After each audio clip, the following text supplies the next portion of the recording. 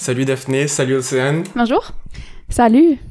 Donc, je voulais vous faire rencontrer aujourd'hui parce que Océane, t'as créé un blog qui s'appelle First Ink Drop, qui signifie première goutte d'encre. Daphné, quand est-ce que ça a commencé ces premières gouttes d'encre sur le papier? Oh mon Dieu, ça fait vraiment longtemps que j'écris. Moi, je pense qu'à 10 ans, j'ai ressenti comme le besoin d'écrire. C'était vraiment pas... c'était même pas un choix, là. J'écris par survivance, en fait, parce que j'ai eu une enfance dysfonctionnelle. Donc, c'est un moyen que j'ai trouvé pour survivre. Clairement, ouais, c'est ça. Donc, vers l'âge de 10 ans, je dirais. Et j'ai vu que tu avais commencé justement à travers les poèmes. Et qu'est-ce qui a fait que tu as progressé de poème à essai, en fait? Ok, bonne question. C'est une question assez philosophique parce que pour moi, les genres littéraires, c'est des catégories à problématiser. Un peu comme aujourd'hui, on parle, tu sais, des genres sexuels ou on dit des femmes, des hommes, puis des gens queer. Pour moi, la littérature, elle devrait pas s'aborder nécessairement par les genres d'emblée. On devrait penser au projet d'écriture avant de lui mettre une étiquette. Et souvent, quand on écrit, on se fait souvent demander qu'est-ce que t'écris. Puis il faut trouver une réponse à ça. Puis c'est toujours une question qui me dérangeait. Je sais pas si j'ai choisi d'être une poète, ok? C'est quelque chose qui était juste comme naturel chez moi.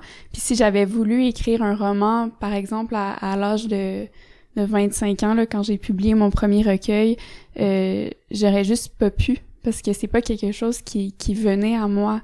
Puis pour moi, l'écriture, il faut que ça soit, que ça vienne d'un besoin aussi, puis tu sais, que ça réponde à une urgence. Puis pour moi, le roman comme genre, c'est pas ça qui s'est imposé à moi.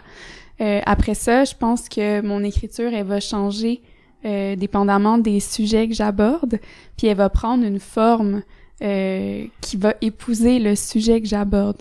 Donc, je pense jamais au genre littéraire avant. Okay? C'est une question qui se pose après. Donc, quand j'ai écrit Maquillée, par exemple, mon dernier livre, tu sais, j'ai remis mon manuscrit, puis là, avec l'éditrice, on s'est dit, bon, comment on nomme ce livre-là? Donc, comment on l'appelle? Est-ce que c'est un essai? Est-ce que c'est un roman? Est-ce que c'est un récit? Puis ça, c'est des catégories qu'on utilise dans le marché, dans le milieu du livre, avant tout pour faire des ventes. Donc, c'est vraiment un discours qui est commercial. Les gens littéraires, c'est quelque chose qui nous aide à vendre les livres, à en parler, à gagner des prix. Donc, c'est ça. Mais moi, j'essaie de défaire ça, en fait, parce que là, vous me dites que j'ai beaucoup de temps pour parler, là. il y a c'est que ça engendre des problèmes, la catégorisation des livres, parce que ce que ça fait, c'est qu'il y a des livres qui vont avoir plus de visibilité que d'autres. Puis il y a des genres, comme par exemple le roman en ce moment, qui a beaucoup plus de valeur sur le marché littéraire que par exemple l'essai ou encore la poésie. Puis ça, pour moi, c'est un problème parce que idéalement, il devrait pas y avoir de hiérarchie des genres littéraires. Puis c'est aussi lié à une question intersectionnelle féministe, en fait, parce que dans le passé, je pense au 18e siècle, mais peut-être que je me trompe, là, le roman, c'était un genre littéraire qui était associé aux femmes, puis c'était les figures de proue, donc les autrices qui écrivaient des romans, ben je veux dire c'est un genre littéraire qu'on associait à la femme, et donc il y avait une espèce de contamination du genre, comme on dit, c'est-à-dire que tout ce qui est associé à ce genre-là, considéré comme inférieur, ben était rabaissé. Donc comme le maquillage. Donc les romans, on n'aimait pas ça, puis on les dévalorisait. Puis par la suite, ça a été un genre qui a été repris par les hommes. Puis c'est comme ça que c'est devenu le genre par excellence. Donc par exemple, j'ai remporté un prix avec mon livre, le prix des libraires. Puis c'est des mécanismes qui sont des fois comme invisibles, donc le grand public, on n'a pas accès à ça, mais le prix des libraires pour le meilleur roman recevait une bourse de 10 000 $. Le prix des libraires pour le meilleur essai recevait une bourse de 5 000 $. Et le prix des libraires pour le meilleur recueil de poésie recevait une bourse de 3 000 $. Donc, ça allait comme ça en descendant. Ah oui. Puis, c'est vraiment quelque chose qui a un impact sur moi, en fait, sur ma vie aussi, sur ma vie, ma précarité en tant qu'écrivaine. Ouais. C'est intéressant ce que tu parles du fait d'enlever les étiquettes à tout prix.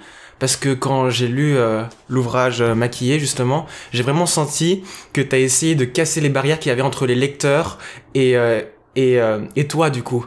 J'ai vraiment observé que tu incluais des symboles qui formaient des smileys, on voyait des emojis, on voyait vraiment le langage courant.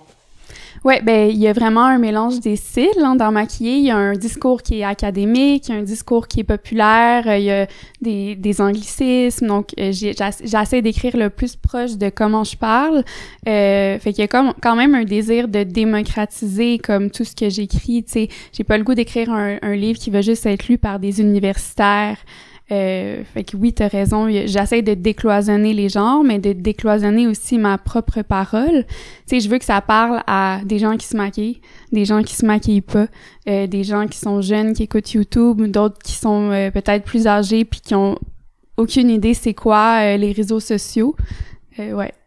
Mais justement, j'ai trouvé aussi une sorte de lien, pardon. J'ai trouvé aussi une sorte de lien entre ce côté, cette proximité que tu as dans ton livre et aussi la poésie anglophone. Donc, tu as dit déjà dans le passé que tu avais été proche de la poésie anglophone et que tu en avais écrite. Et cette poésie est assez différente, je trouve, de la francophone, surtout de la francophone européenne, dans le sens où elle est moins inatteignable et moins,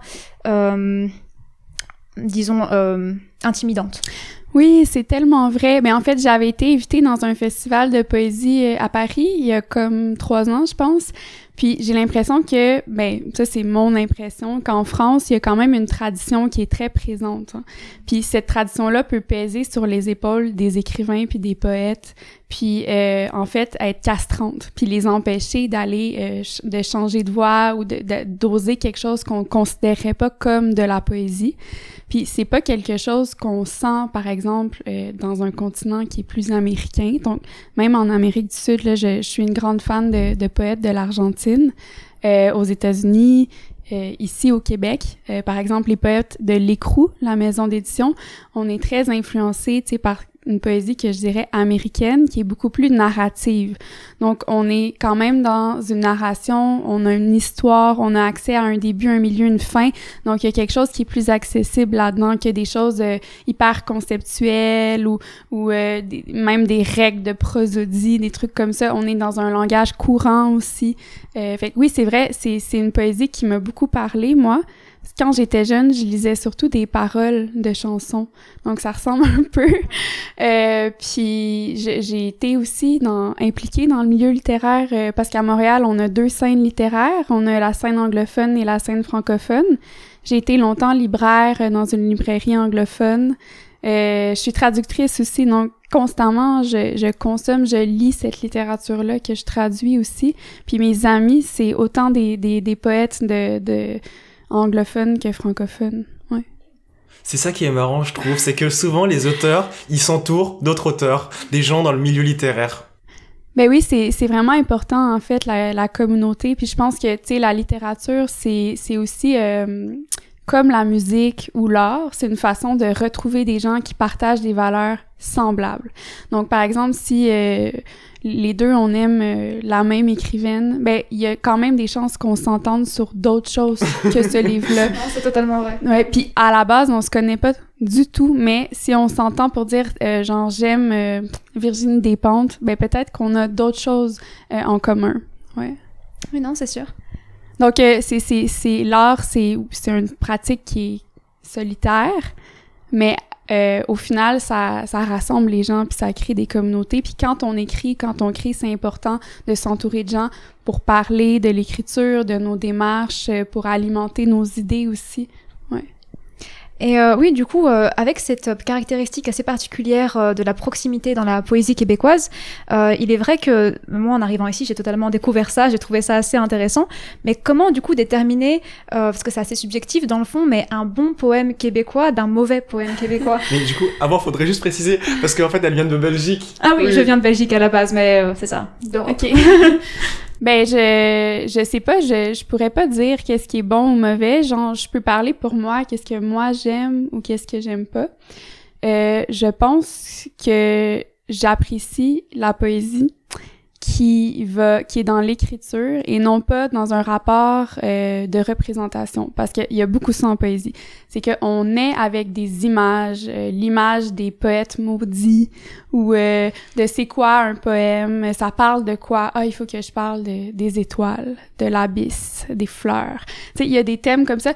Puis quand je suis devant un poème qui joue avec, qui essaie de recréer ce que c'est que je pense que c'est la poésie, je le sens puis ça m'intéresse pas. Moi, je veux lire un texte qui me montre, Daphné, tu sais pas c'est quoi la poésie, c'est ça. Tu sais, qui est pas dans une démarche pour reproduire une idée qui existe déjà, mais juste singulière. C'est quoi pour toi la poésie? Montre-moi. Raconte-moi ta vie puis mets-la en poésie. Non, c'est vrai, c'est intéressant. Est-ce qu'on passe au livre, plus précisément ou... Je pense que t'étais assez intriguée sur la couverture. Oui, c'est ça, oui, je me demandais en fait ouais. L'origine de la couverture, pourquoi ce choix, je l'adore, mais c'est vrai que la peinture maintenant en couverture, c'est plus rare, j'ai l'impression. J'avoue, c'est en plus il y a comme un petit peu un male gaze, je dois avouer. Puis c'est confirmé parce que c'est une peinture de mon oncle Alain Pilon, qui est illustrateur, d'ailleurs qui illustre beaucoup de livres pour enfants en France. Moi on me proposait beaucoup d'idées là qui m'allaient pas, puis c'était vraiment important pour moi de choisir quelqu'un qui était dans mon entourage, parce que comme je dis, tu sais, je suis entourée d'écrivains et d'écrivaines, mais d'artistes aussi visuels, puis mes couvertures dans le passé ont toujours été faites par des amis que j'aime, donc c'est important pour moi d'avoir comme c'est ça, mon oncle avec moi. Lui, il fait des illustrations plutôt classiques, là, Photoshop, mais on avait peur, en fait pas moi, mais l'éditrice avait peur que ça fasse un peu livre pour enfants. Donc la peinture, elle est là pour rappeler que c'est un livre qui s'adresse aux adultes. Oui, ok. C'est ça. Non, ça... Oui. Oui, mais c'est ça. En fait, moi, dans la librairie, c'est ça qui m'a d'abord intriguée. Je me suis dit, c'est intéressant comme peinture. Mais c'est une fille dans sa salle de bain, puis c'est pas mal ça que je suis là. Tu sais, là, vous êtes dans mon espace privé, mais c'est là que je me maquille. Vous avez vu, ma salle de bain est toute petite, mais ouais. Mais du coup, concernant cette peinture qui a été faite par ton oncle, comment tu l'as repéré? T'es allé boire un café chez lui, tu t'es dit ça, je le veux sur le front page of my book? Non, j'ai regardé sur son Instagram. Parce que je voulais, tu sais, je proposais moi aussi des idées là à mon éditrice, parce que, tu sais, des fois, je veux dire, on n'a pas conscience que dans un livre, il y a plusieurs autorités qui se mélangent, là. Puis c'est pas tout moi qui prends les décisions, même en tant que traductrice, je veux dire, l'éditeur a le dernier mot. Donc c'est mon éditrice qui finalement, parmi toutes les suggestions que je donnais, a choisi cette image-là. Donc dans les photos que j'avais de mon oncle, puis dans les peintures que j'ai suggérées, c'est ça qui a été retenu. Et une chose que j'ai remarqué, c'est que dans ton ouvrage, tu parles énormément de vulnérabilité, ouais. Et en parallèle, tu parles de grandes personnalités publiques comme des youtubeurs beauté ou des grandes personnalités de l'entrepreneuriat américain. Et en parallèle, du coup, je me suis rendu compte que c'était une façon aussi, j'ai eu l'impression, de les rendre eux vulnérables, de montrer leur vulnérabilité. Est-ce que je me trompe ou c'est le cas? Je ne sais pas. Non, pas du tout. En fait, la vulnérabilité, c'est un sujet central dans mon livre Maquillée, mais c'est pas un sujet que j'ai contrôlé. C'est-à-dire que quand j'ai commencé à écrire Maquillée, je m'attendais pas du tout à parler de ça. Mais ça revient sous plusieurs formes. Donc, il y a la vulnérabilité qu'on doit avoir en amour, la vulnérabilité de notre corps humain, hein, de notre chair. Dans le fond, on est tous mortels, donc hyper vulnérables. Mais il y a aussi la vulnérabilité qui rentre en compte dans nos rapports avec ces figures-là, ces influenceurs-là. Donc, ils mettent en scène une certaine vulnérabilité réelle, mais aussi des fois fictive. Puis c'est à travers cette vulnérabilité-là que nous, on va avoir un sentiment d'affiliation, dans le fond, puis on va se sentir proche d'eux. Puis il y a beaucoup ça dans les médias sociaux. Mais je pense que oui, effectivement, ces gens-là qui sont des stars, c'est aussi des humains. Fait que je veux pas les dérober de leur part réelle de vulnérabilité. Puis je pense que comme la mise en scène de soi sur les réseaux sociaux, c'est un processus qui est déjà dans le monde physique, c'est déjà quelque chose qu'on fait. Donc, ça veut pas dire qu'ils sont en train de nous mentir, mais c'est quand même quelque chose qui va être appuyé. Non, c'est sûr, mais aussi, je pense que tu as déjà entendu parler, je pense, de la cancel culture, et Oui. tu parles de cet aspect humain, et beaucoup des personnes que tu mentionnes dans ton livre ont déjà été cancelled une bonne dizaine de fois. C'est ça, ils ont été cancelled, mais là, ils sont cancelled, je pourrais dire. Parce que les choses, justement, bougent tellement vite dans ce milieu-là, dans le monde de la beauté sur Internet, que genre, je savais qu'en l'écrivant, que, tu sais, c'est comme un téléroman. Le mois d'après, il y a des choses insoupçonnées qui vont se passer, puis là, en ce moment, je pense que Tati, en fait, les grands influenceurs, Tati n'est même plus sur YouTube. Non, il y a beaucoup de changements récemment. Oui, mais ça fait partie aussi de ce monde-là. C'est comme une instabilité qui est, d'après moi, qui est fondamentale à l'économie de l'influence. Ouais. C'est ce qui permet le changement et le renouveau, notamment. Oui, puis comme je dis dans mon livre, le lien qu'on entretient avec ces personnes-là, il est instable ou il est comme en tension, puis c'est toujours lié à la prétendue authenticité ou véracité de la personne qui est mise en scène. Puis ça fait en sorte que ça crée des mécanismes comme ça où on va pointer du doigt les erreurs qui ont été faites ou la non-authenticité de ces personnes-là. Donc c'est comme si notre attachement à ces gens-là dépendait de ça. Donc, c'est pour ça que c'est toujours ça qui est scruté à la loupe. Mais c'est intéressant quand même. C'est ça. J'ai l'impression que c'est très appuyé et très assumé le fait que tu te maquilles dans cette cuisine, que tu écris avec un environnement qui va faire partie du passé et qui va changer dans le futur. Ben oui, vous avez raison, parce que les choses changent vraiment à une grande vitesse là avec le web.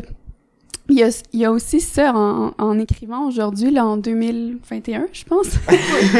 Il y a quand même il faut quand même avoir la prise de conscience que les choses qu'on aborde, les sujets qu'on aborde, si on veut être dans l'extrême contemporain, il y a la possibilité que ces choses-là deviennent désuètes comme dans 1 an ou 2. Même si on parle de mimes ou d'expressions, il y a vraiment comme une obsolescence programmée de la parole.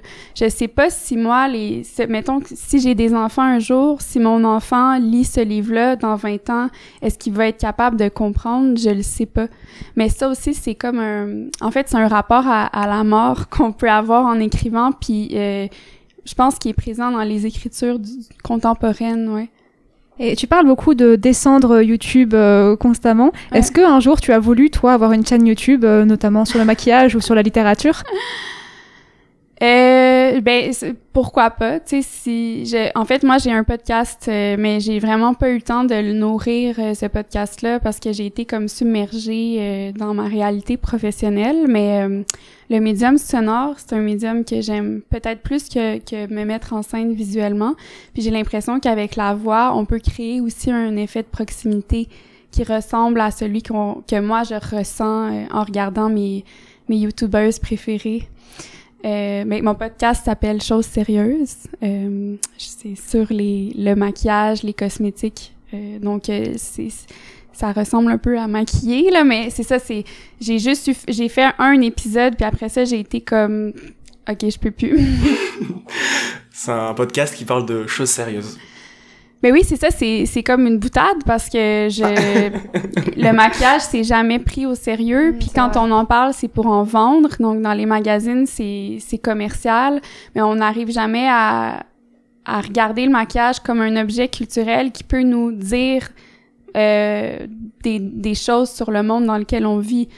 Oui, c'est sûr. Pourtant, rien qu'en regardant la mode du maquillage en 2016 et maintenant c'est la mode du naturel. Et je pense que justement, comme tu disais, c'est la mode de cette authenticité extrême qu'on veut rechercher. On veut être chez les gens, voir dans leurs âmes, littéralement. C'est presque inquiétant. Non, mais moi, ça m'intéresse de justement analyser ces tendances-là, puis de me demander, ok, mais qu'est-ce que ces tendances-là nous disent sociologiquement parlant, tu sais, sur la manière dont on vit, les changements aussi. Il y a eu la pandémie, donc c'est sûr que ça a impacté le milieu des cosmétiques. Il y a tellement de choses super intéressantes. Puis comme, en fait, quand j'ai écrit Maquiller, c'est parce que je trouvais pas de discours comme ça tu sais, je cherchais puis il y en avait pas. Personne n'analysait le maquillage de façon sérieuse. Ouais. Ce qui est fascinant, Daphné V, c'est que quand on regarde dans les années passées, donc depuis 2015, moi j'ai commencé la vidéo un peu sérieusement sur YouTube depuis novembre 2015, et toi en 2015 t'as sorti Beautiful. Oh mon Dieu, ouais, c'est vrai. Mais à l'époque, je dirais que j'étais pas encore vraiment intégrée à l'univers YouTube. YouTube, ça a vraiment été comme un moyen de procrastination pour moi. Quand j'ai fait ma deuxième maîtrise, j'étais comme tannée d'être à l'école, puisque j'ai étudié en création littéraire à l'UQAM. Puis après, j'ai fait une autre maîtrise en traduction à Concordia, parce que je voulais éventuellement, tu sais, pouvoir faire de la traduction puis écrire, puis combiner ça de façon un peu fluide. Puis là, j'étais juste tannée. Puis dans mes cours, j'amenais mon ordinateur, puis j'allais comme sur Sephora, puis là, je regardais. Mais moi, mon trip, c'était de lire les commentaires des utilisatrices. Fait que là, je lisais comme « Ce produit ne mérite pas d'étoiles! » Et déballer aussi les colis. Ouais, les vidéos d'unboxing. Mais après ça, là, le soir, j'arrivais chez moi, puis là, je regardais les vidéos de maquillage, puis je découvrais toute la communauté, puis je trouvais ça comme hyper riche au niveau sociologique, puis j'étais comme, je peux pas croire que personne en parle. Oui, non, c'est sûr. Mais c'est vrai que je me reconnais beaucoup dans la procrastination sur YouTube et notamment sur Sephora aussi. Il y a vraiment ce rapport. C'est comme je me rappelais plus de la phrase que tu avais nommée en anglais, mais c'est ça, descendre YouTube. C'est une citation d'un poète américain dans le temps de l'art literature.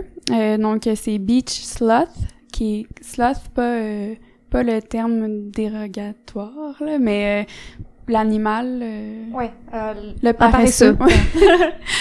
Puis c'est ça, lui il avait un site internet où il vendait ses propres livres, parce que c'était ça un peu la communauté de poètes sur internet s'auto-publiait, puis là tout le monde pouvait acheter les livres de tout le monde sur internet, puis il vendait son livre mais aussi un chandail avec cette citation-là. Puis moi j'avais acheté le chandail. Mais du coup, est-ce que tu penses que le maquillage aura toujours cette dimension de choses qui va être liée au féminin, du coup, qui va être regardée du haut? Est-ce que ça va changer maintenant?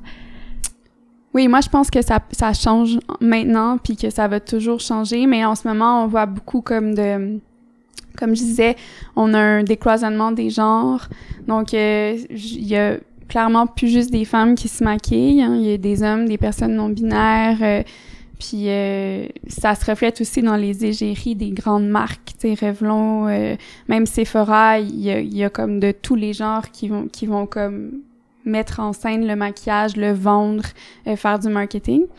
Il y a des produits aussi qui sont apparus sur le marché qui mettaient vraiment l'emphase sur la fluidité identitaire.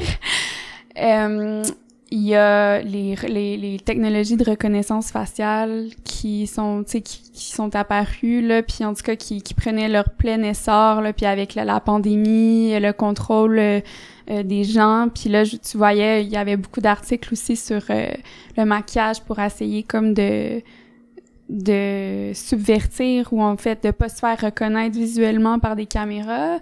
Il y a toute la technologie des filtres qu'on utilise sur les médias sociaux. Donc non, c'est pas fini et c'est certainement pas fini. Mais c'est vrai, c'est justement, je pense qu'il y a un lien entre la poésie et le maquillage, notamment dans le sens où, comme je disais, avec les poèmes anglophones qui ont une nouvelle proximité par rapport à la tradition européenne. C'est un peu pareil pour le maquillage, parce que ici, tu disais que maintenant ça se fluidifie. Il n'y a pas que les femmes qui portent du maquillage, mais en Europe, dans pas mal de pays, si un homme se promène dans la rue maquillé, il risque d'avoir des regards, voire pire, alors que ici c'est déjà beaucoup plus libre. Est-ce que tu penses que ça aussi ça peut changer? Mais j'espère que ça va changer. Je sais pas pour vous. Je sais que, tu sais, Maquillée va être publié chez Grasset à l'automne en France. Okay. Puis il y a beaucoup de concepts féministes qu'il fallait que j'explique, que j'adapte, parce que on me dit que en France vous étiez pas rendu à la même place, puis que c'était encore assez conservateur, puis arriéré entre guillemets. Oui, on peut le dire. Donc j'espère que ça va changer. Ben oui, c'est clair que j'aimerais ça que tout le monde puisse se promener librement, s'habiller, se maquiller comme il ou elle le veut, sans subir de violence. Ouais. Déjà que le livre a pas mal d'astérix en bas de page, là ça va doubler la taille du livre. Et je sais pas, là, ils m'ont demandé d'expliquer là tellement de choses, comme même des Cheetos. Est-ce que vous savez c'est quoi des Cheetos? On le sait, mais c'est grâce à la culture américaine, les séries, c'est pas si répandu que ça. Mais oui, non, c'est vrai. Mais j'ai quand même trouvé que c'est un processus intéressant parce que vous voyez, quand nous, on lit des livres de France, on lit pas le livre adapté à nous, à notre culture. Il y a pas d'adaptation culturelle qui a lieu. Donc, on a un livre français avec des expressions françaises. S'il y a des termes que je comprends pas, je vais aller sur l'Internet puis je vais googler. Donc, j'ai un rapport qui est à l'altérité qui est comme, OK, c'est normal, c'est naturel d'être devant quelque chose que je comprends pas à 100%. Alors que ce qu'on m'a fait faire avec mon livre, c'est de me dire, ben non, le public, le lectorat français, ben, ils doivent avoir quelque chose qui a été littéralement pré-mâché pour eux, tu sais, comme s'ils étaient pas capables d'aller sur Internet puis d'acquérir quelque chose de différent. Ça va dans un sens, mais pas dans l'autre. C'est ça, ouais. Oui, non, c'est sûr, mais c'est vrai que j'ai l'impression que le lectorat français, belge et suisse, enfin francophone européen, va moins se diriger vers la nouveauté. Dès qu'il y a un livre féministe qui sort, ça fait toujours énormément de bruit, mais pas forcément pour les bonnes choses. Donc ça va être intéressant. Je suis curieuse de voir comment il va être accueilli.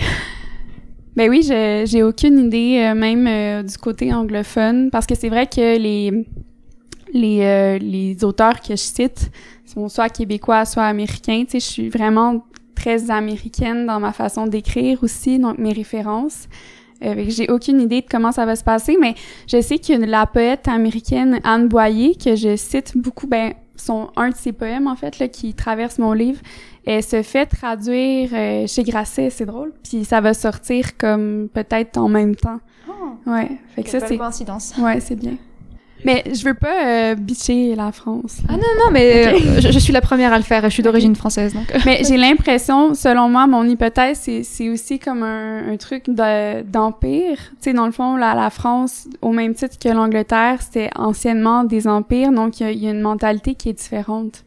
Oui, c'est vrai. Alors qu'ici, c'est tellement neuf que y a pas de. Si on veut vraiment conserver la tradition est tellement nouvelle qu'elle peut encore évoluer, en fait. Et est-ce qu'avec Maquillée, pour toi, c'est un peu la fin d'une trilogie, comme t'as sorti 3 livres? Est-ce que ça va être, à partir de maintenant, une nouvelle ère qui s'ouvre? Ah, ben c'est vrai, peut-être que c'est la fin de quelque chose, mais en fait, Maquillée, tu sais, ça m'a pris X nombre de temps à écrire, mais c'est quand même un livre, c'est toujours le fruit d'une réflexion qui est vraiment longue. Puis moi, j'avais fait ma maîtrise de création littéraire sur l'influence des médias sociaux. Dans la littérature contemporaine.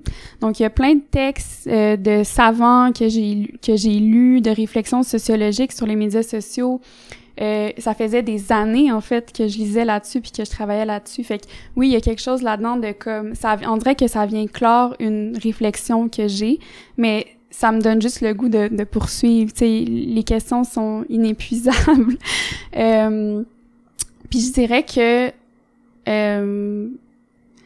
en ce moment, tu sais, je travaille sur plusieurs projets. Puis chaque projet peut être vu indépendamment, mais ça peut toujours être vu aussi dans une démarche de continuité. Mais là, j'ai spécialement un projet qui me sort de ma zone de confort, parce que j'ai écrit un livre de poésie pour les ados. OK. Puis je suis pas habituée d'écrire pour un public plus jeune. Puis ça a été, là vous riez, mais tu sais, évidemment c'est pas venu nécessairement de moi. C'est un texte de commande pour lequel j'ai demandé une bourse que j'ai obtenue. Fait que là je suis dedans. Puis j'ai réussi à vraiment me plonger à l'intérieur. Mais est-ce que c'est vraiment en continuité avec les œuvres que j'ai faites? Probablement au niveau du style, mais du propos, je pense pas. Et comment est-ce qu'on écrit pour des ados à la différence d'écrire pour des adultes? Bonne question. J'ai pas de réponse à ça parce que justement je suis en processus puis je me rends compte que peut-être que mes idées doivent être plus ficelées, peut-être que le cadre narratif du poème en tant que tel doit être plus clair, juste pour pas perdre ton lecteur. Mais je le sais pas, tu sais, comme un écrivain, une écrivaine, on est toujours dans une exploration, puis c'est comme un savant, il fait des expériences, mais ça veut pas dire que ça va fonctionner. Ouais. Non, c'est vrai, écrire, c'est une science, je suis d'accord. Mais dans tous les cas, tu vas rappeler ton oncle pour la couverture, peut-être? Pas cette fois, je pense que c'est une collection qui existe déjà à la courte échelle, donc il travaille déjà avec une illustratrice, mais j'ai plusieurs projets, là. J'ai un livre de poésie aussi un livre secret sur lequel je travaille depuis la publication de Delete, donc depuis 2017. Ça fait 4 ans, je crois. Ben oui, on a vu que tu avais voyagé un peu de maison d'édition en maison d'édition. Est-ce qu'il y a une explication ou c'est juste le hasard? Ben, il y a une explication. Okay. C'est pas le hasard, c'est que chaque livre, comme je disais tantôt, chaque type de texte va s'insérer va avoir un genre particulier, mais a posteriori. Puis c'est la même chose pour les maisons d'édition, hein. C'est comme une famille qu'on va rejoindre. Puis il faut que cet enfant-là dont on a accouché, ben il faut qu'il fonctionne avec la famille qu'on lui donne. Puis chacun de mes livres était quand même assez différent, même si en les lisant, on sait que ça vient de la même personne. Mon premier livre, c'était un recueil de poésie en vers, mais tu sais, écrit des vers en prose, qui puisait beaucoup dans la culture pop, qui était facile à comprendre et tout, puis je l'ai publié aux éditions de l'Écrou, qui d'ailleurs vont arrêter d'exister bientôt. Puis je pense que ça fonctionnait vraiment bien dans le cadre des éditions de l'Écrou. Puis j'adore les éditeurs. C'était comme une famille pour moi, les poètes de l'Écrou. Après, Delete, ça ressemble à de la poésie, mais aussi à du récit. Puis il y a des fois des citations, ça, c'est pas comme un livre que je voyais du tout publié à l'Écrou, qui publie pas de récit du tout. Fait que je le voyais juste pas là, ça fonctionnait pas. Puis j'étais allée à Loi de Cravant, qui est une maison d'édition de poésie, mais quand même plus souple au niveau des livres qu'ils produisent. Il y a du récit, il y a du roman, il y a même de la BD, il y a des livres d'art où t'as un mélange de texte et de dessin. Tu sais, il y a quelque chose d'indéfinissable. Puis je pense que ça fonctionnait avec Delete. Ensuite, pour maquiller, ben c'est un essai. Fait que Loi de Cravant publie pas d'essai. Puis, mais en même temps, j'avais déjà une relation avec Mélanie qui est comme un peu venue me chercher. Donc c'est comme ça que c'est arrivé. Ouais. Mais l'important, c'est de comprendre que comme j'aime chacune de mes maisons d'édition, mais que chaque livre, il faut respecter le texte. Fait qu'il faut jamais écrire un livre en pensant au genre qu'on veut écrire. Puis il faut jamais penser non plus à la maison d'édition. Okay? C'est des choses qui vont venir après quand on regarde le livre qu'on a écrit. C'est ça. Parce que sinon, si t'as trop de contraintes sur les épaules, tu peux pas. L'idée dans l'écriture, puis c'est quand même dur, c'est facile à dire, mais très dur à faire, c'est de se donner le plus de liberté possible. Fait que si on commence l'écriture avec déjà des contraintes, ça fonctionne pas. Et comment tu sais quand tu as fini ton livre ou ton recueil de poèmes? Est-ce que t'as un sentiment qui arrive, un instinct? Dur à dire. Je sais. C'est à l'intérieur de moi, c'est comme tu me dis, comment tu sais quand tu tombes en amour ou okay, oui. C'est indéfinissable, mais c'est physique. Puis aussi, l'écriture d'un livre, ça ressemble à une aventure, comme je dis dans mon livre, Journey. Puis c'est des étapes qu'on traverse, des moments d'émotion, des highs, des downs. Puis à travers ce cheminement-là, parce que ça s'étale toujours sur plusieurs mois, des fois plusieurs années, on change. Il y a une transformation qui s'opère. Puis c'est quand on est rendu au bout de la transformation puis qu'on se rend compte qu'on n'est plus la même personne qu'on sait que c'est fini. Ok, c'est comme une sorte de thérapie continuelle, en fait, sur papier. Ben, je dirais pas que c'est une thérapie, mais c'est vrai que il y a des parallèles que tu peux tracer, parce que souvent, les choses qui sortent dans les livres, quand on se laisse la liberté, ils vont nous dépasser. Ils dépassent notre propre conscience. Donc, une fois que j'ai eu fini mettons, d'écrire Maquillée, je l'ai lu d'une traite, puis là, j'ai fait « Wow! » je parle vraiment beaucoup de vulnérabilité. Fait que là, ça aussi, c'est une façon de voir que t'as fini. C'est quand tu vois le vrai sujet faire surface. Okay, parce que oui, le sujet primaire, c'est le maquillage, mais après ça, tu vois toutes les choses que t'as pas contrôlées qui remontent à la surface.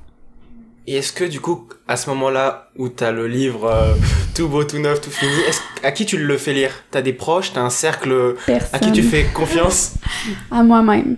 C'est vrai? Ouais, ça c'est comme quelque chose que j'ai développé, mais j'ai vraiment besoin de liberté pour écrire. Puis maintenant, pour moi, la liberté, ça passe par mon regard à moi, puis personne d'autre. Mais c'est pas ça que je veux dire, pour mes livres avant, le Delete et Beautiful, je les avais fait lire à des amis avec des backgrounds très différents. Puis là, j'avais collecté leurs commentaires et tout ça. Puis là, maintenant, c'est plus quelque chose que je fais. Je fais directement affaire avec un éditeur. Mais je passe pas par des amis. Pourtant, là, t'es à la période où il y a le plus de monde qui a envie de lire Daphné B en avant-première. Ouais, j'avoue, mais c'est vraiment important pour moi de préserver mon texte puis ma liberté. Puis je sais que je suis quelqu'un qui a tendance à vouloir plaire aux gens. Puis ça, c'est toxique et dangereux dans l'écriture. Donc, je préfère le garder pour moi, le texte, jusqu'à temps qu'il soit fini. Ouais. Donc, dans les projets futurs, tu nous as parlé de ce recueil de poèmes, ouais. mais aussi du fait d'enseigner dans une université. Oui, c'est vrai. Ben oui, ça se peut que ça se passe, là, ça serait bien, parce que évidemment, j'ai pas de doctorat, mais j'ai peut-être la possibilité d'enseigner la littérature, la traduction littéraire à Concordia. Ben, je suis en communication avec mes anciens professeurs, là. Puis, tu sais, c'est sûr que j'ai des moments de passation, là, dans un sens où, comme, rendu où est-ce que je suis rendue, tu sais, t'as plein d'opportunités. J'ai donné des cours de création à McGill, tu sais, à l'Université Laval. Tu sais, quand on invite un écrivain ou une écrivaine dans une université pour donner des ateliers, ben, j'ai fait ça. Ouais. Mais c'est vrai que rendu là, dans le futur à enseigner, ça va prendre beaucoup de temps dans ton emploi du temps. Donc, la littérature, est-ce que tu vois que c'est en train de disparaître ou justement tu vas essayer de... Non, mon but, ça a toujours été d'écrire. Peu importe, je veux dire, tant que je suis capable de payer mon loyer, de me nourrir, comme vous voyez, tu sais, ici, c'est bien. Genre, je suis bien, je suis capable de payer mon loyer, j'ai la chance, tu sais, de pouvoir me nourrir, d'acheter du fromage quand je veux. Puis c'est tout ce que je veux, vraiment, ouais. Parce que le reste du temps, le plus possible, en fait, le truc, c'est de travailler le moins possible pour avoir le temps de lire et d'écrire. Parce que c'est ça aussi le travail d'un auteur, d'une autrice, c'est de lire avant tout. Il faut lire avant d'écrire. Et je trouve aussi un temps de réflexion pour se poser, pour réfléchir, et ça n'a pas de prix. Mais ça coûte cher, ironiquement.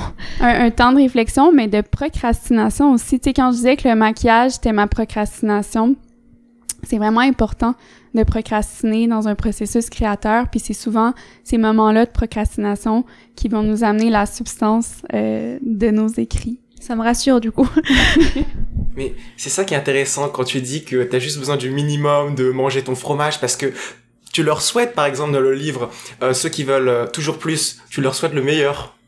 Ben, oui et non, dans le sens où, comme, c'est sûr que, comme, si je regarde une de mes youtubeuses préférées le soir, là, je regarde plus des youtubeurs peut-être plus émergents ou underground, mais je leur souhaite tout ce qu'ils veulent ou tout ce qu'elles veulent, comme n'importe qui que j'aime. Puis si ça passe par l'argent, ben je me dis pourquoi pas. Je veux juste les voir heureuses. Et qu'est-ce que tu penses de cette quête du succès actuellement? Parce que pour notre génération, c'est vraiment... On voit maintenant les plus grandes stars sont plus jeunes que nous, elles sont nées en 2005 et au-dessus. Donc qu'est-ce que tu penses de ça, de cette course au succès? Ben la course au succès ou mettons la course à l'argent? Bien le succès, j'ai l'impression que maintenant on les définit par argent et célébrité. Donc plutôt ces deux choses-là.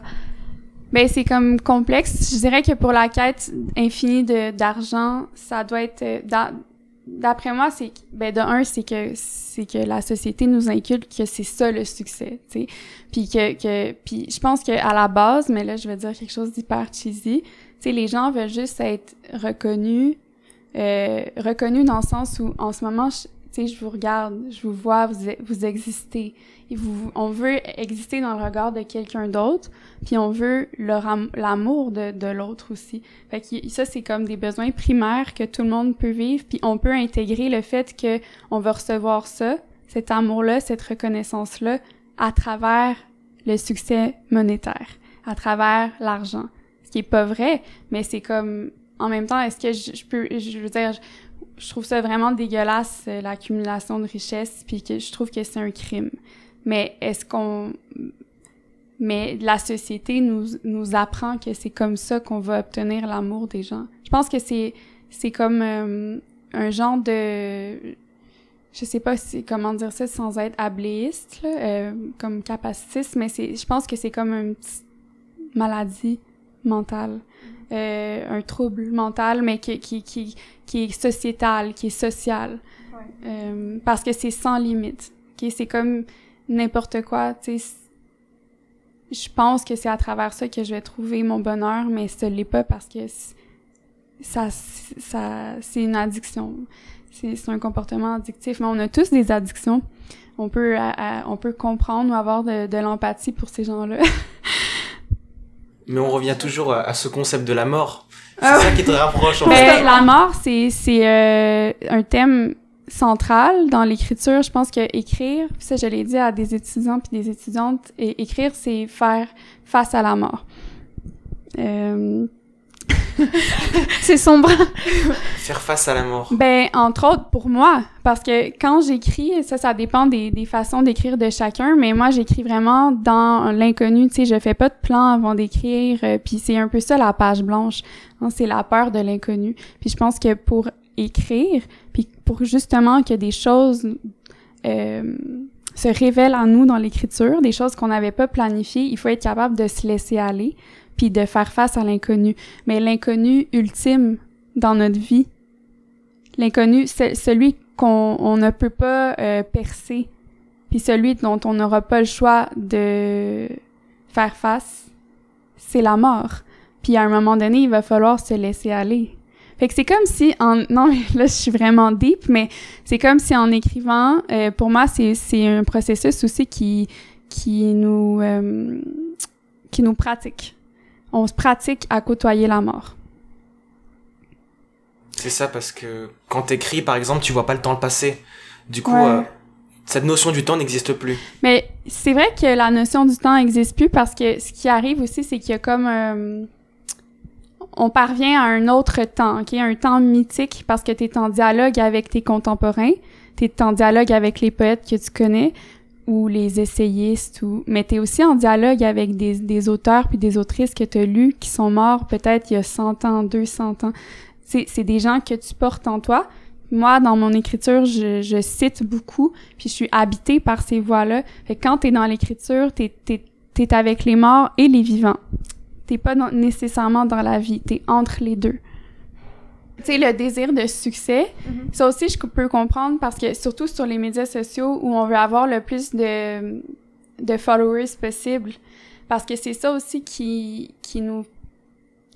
Ben, c'est faux de croire ça, mais en même temps, c'est vrai. Je veux dire, plus on est visible, plus on a la potentialité de monétiser notre visibilité. Puis dans le système économique dans lequel on vit, surtout pour des auteurs, des artistes, ça devient comme indispensable parce qu'on est hyper précaire. Puis c'est comme si, à la base, on était traités comme des actifs. Tu sais, comme si on investissait dans quelque chose puis on pensait à la rentabilité de cet actif-là dans le futur. Donc, en ce moment, il vaut 5$, mais on se dit que dans 5 ans, il va valoir 20$.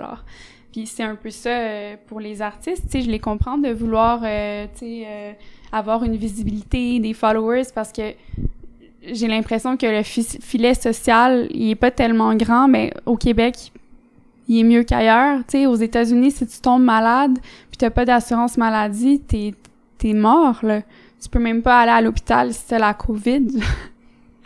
Fait que je comprends ça, ce désir-là. Puis le fait d'avoir le plus de visibilité, mais c'est en corrélation avec l'effet célébrité, tu sais. Mais peut-être que c'est juste un réflexe de survie. Oui, mais tu parles justement de ces médias sociaux, de besoin de visibilité. Je sais pas si tu as vu, mais récemment, l'autrice et essayiste Martine Delvaux a parlé un petit peu de ça, du pretty privilege, et de son effet sur les réseaux. Et comment tu penses, est-ce qu'on pourrait potentiellement contourner ça, histoire de donner la même visibilité ou les mêmes chances de visibilité à tout le monde? Peut-être que ça serait à revoir dans l'architecture des plateformes, donc les programmeurs, les algorithmes. Tu sais, on pense souvent à ces technologies-là comme des choses extérieures, mais c'est des structures qui sont humaines, puis c'est des codeurs qui sont derrière ça, des gens qui décident, qui sont aussi des humains avec leurs propres biais.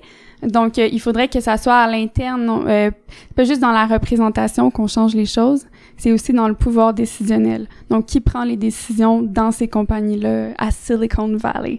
Ça aussi, c'est important. Ça me fait penser d'ailleurs à Occupation Double. Cette année, le concept, c'était si tu penses qu'on ne veut pas à Occupation Double, ben on ne veut. Puis donc un appel à l'inclusivité, à la diversité.